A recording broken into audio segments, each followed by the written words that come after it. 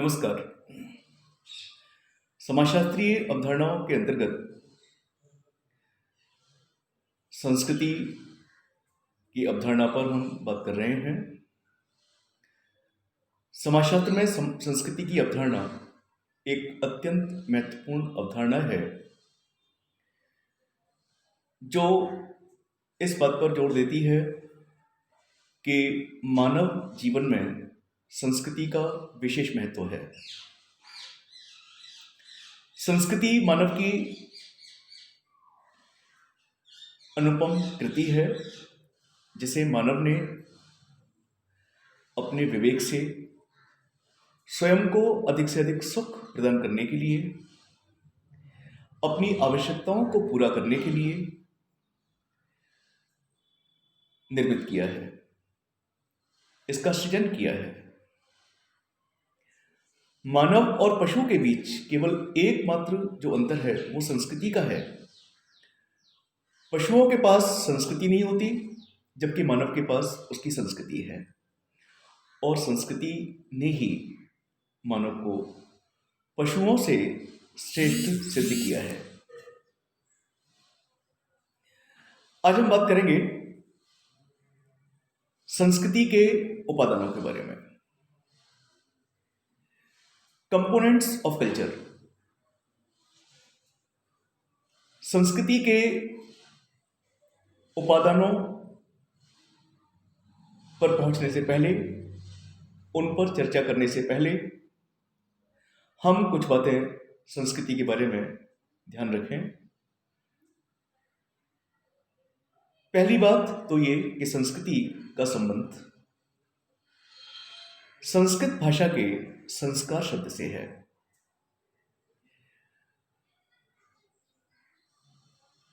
जीवन को परिमार्जित करने में, जीवन को परिष्कृत करने में, शुद्ध करने में जो भूमिका, जो योगदान संस्कारों का होता है, वही भूमिका जीवन को अच्छा बनाने में संस्कृति की होती है। संस्कृति मानव जीवन की मलिनता, गंदगी को दूर करती है। संस्कृति मानव को समाज से जोड़ती है, सामाजिकता से जोड़ती है, समाज से जुड़कर चलना सिखाती है। समाज द्वारा मान्यता प्राप्त जो भी तौर तरीके हैं, उन तरीकों को आत्मसात करना सिखाती है। संस्कृति का निर्माता मानव है, इसमें कोई संदेह नहीं। प्रोफेसर लीस्ले व्हाइट द्वारा मानव की 5 ऐसी विशेषताओं का उल्लेख किया गया है जो विशेषताएं पशुओं में नहीं होती, और इन विशेषताओं के कारण ही मानव संस्कृति का निर्माता बना।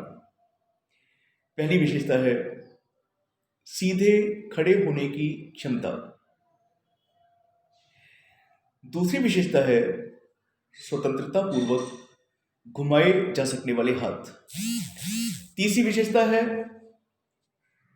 तीक्ष्ण और केंद्रित दृष्टि। चौथी विशेषता है मेधावी मस्तिष्क। और 5वीं और अंतिम विशेषता है प्रतीकों के प्रयोग की क्षमता, अर्थात भाषा के प्रयोग की क्षमता। ये विशेषताएं केवल मानव के पास हैं, पशुओं के पास नहीं है। और इन विशेषताओं के कारण ही मानव न केवल संस्कृति का निर्माता बना, बल्कि उसने पशुओं से ऊपर अपनी श्रेष्ठता को सिद्ध भी किया। संस्कृति लोगों के जीने का ढंग है, जैसा मजूमदार और मदान मानते हैं। संस्कृति पर्यावरण का मानव निर्मित भाग है, जैसा हर्स्कोविट्ज मानते हैं। ईवी टाइलर संस्कृति को एक ऐसी समग्र जटिलता के रूप में परिभाषित करते हैं जिसके अंतर्गत ज्ञान, विश्वास, कलाएं, आचार, कानून, प्रथा तथा ऐसी ही अन्य आदतों और क्षमताओं का समावेश है जिनको एक व्यक्ति समाज के सदस्य के रूप में प्राप्त करता है। संस्कृति मानव निर्मित है। संस्कृति पीढ़ी दर पीढ़ी हस्तांतरित होती है। संस्कृति समूह के लिए आदर्श होती है। प्रत्येक समूह की एक अलग संस्कृति होती है।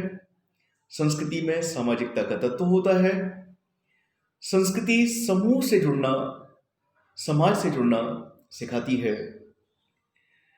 संस्कृति का निस्संदेह मानव जीवन में विशेष महत्व है। आज हम बात करेंगे संस्कृति के उपादानों की, कंपोनेंट्स ऑफ कल्चर। संस्कृति के 4 उपादान हैं।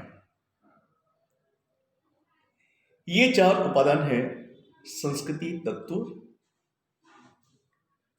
संस्कृति संकुल, संस्कृति क्षेत्र और संस्कृति प्रतिमान। संस्कृति तत्व, संस्कृति संकुल, संस्कृति क्षेत्र और संस्कृति प्रतिमान। हम इनकी चर्चा एक एक करके करें। सबसे पहला और संस्कृति का जो मूल उपादान है, बेसिक आधारभूत जो उपादान है, वो संस्कृति तत्व है। संस्कृति तत्व संस्कृति की सबसे छोटी और अभिन्न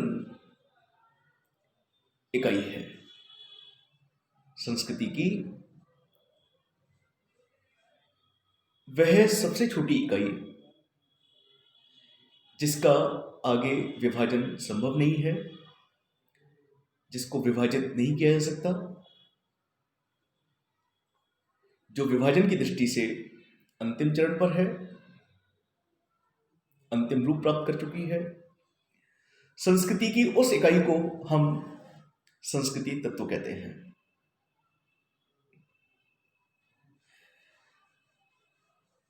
कोई भी संस्कृति हो,